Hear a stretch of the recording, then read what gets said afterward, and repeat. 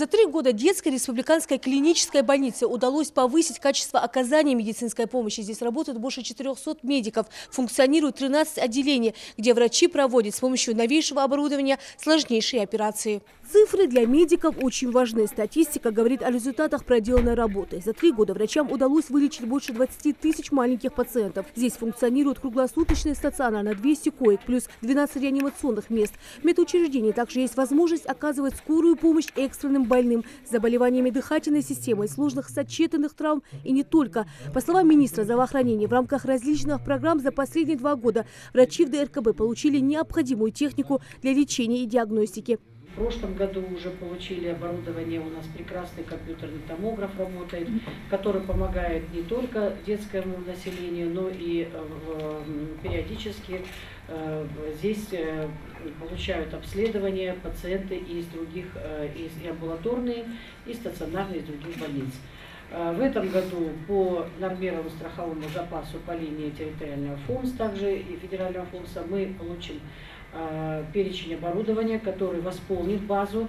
Закупить врачи намерены эндоскопическое оборудование, оборудование для онкологических больных. За последний год увеличилось количество обращающихся именно в это отделение. Выделены дополнительные средства в размере 60 миллионов для приобретения медтехники для ДРКБ. В больнице функционирует отделение клинико-диагностической лаборатории, лучевой и функциональной диагностики, детская хирургия, травматология, педиатрия, соматическое отделение, оказание реанимационной помощи для врачей на первом месте. Из-за квалифицированного подхода удалось понизить процент смертности маленького населения. Наш сегодняшний круглосуточный стационар представлен 9 отделениями, оказывающими медицинскую помощь детскому населению. Это отделение травматологии и ортопедии, неврологическое отделение, пульмонологическое, оториноларингология, отделение кардиоревматологии, хирургическое отделение, педиатрическое отделение, эндокринологии и отделение анестезиологии, реанимации и интенсивной терапии.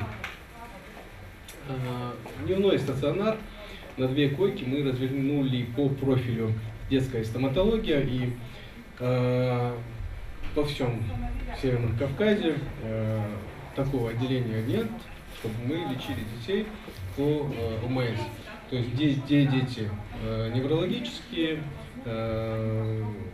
те дети, которым есть конкретные показания, эти дети у нас лечатся по профилю стоматологии, под общим наркозом. Здесь по последнему слову техники оборудована 1 большая и 2 малые операционные. Они позволяют проводить хирургическое вмешательство различной степени сложности.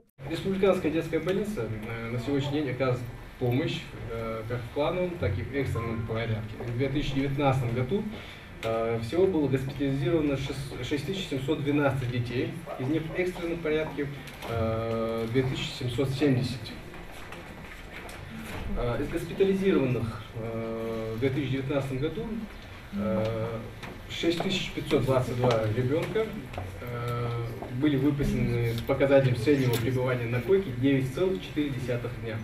В отчетном году в среднем каждая койка работала 322 дня, что немного выше, чем в 2018 году. Перед больницей стоит ряд задач, требующих скорого решения. Продолжить работу по оснащению отделений в соответствии с федеральными стандартами оказания медицинской помощи, увеличить количество и спектр оказания услуг больницы, провести повышение квалификации медиков. Также до 2021 года в планах построить на базе больницы инфекционный корпус. Все это будет выполнено в рамках национального проекта здравоохранения. Также врачи планируют использовать в работе современную методику.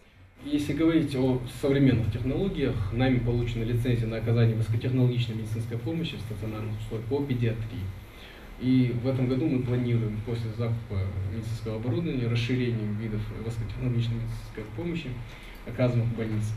В целях улучшения качества оказания медицинской помощи пациентам с тяжелыми ревматологическими, гематологическими, онкогематологическими, иммунодефицитными и орфанными заболеваниями с 2020 года в структуре отделений больниц планируется открыть стационар одного дня педиатрической и неврологических профилей для ведения генно-инженерных и иммунобиологических препаратов.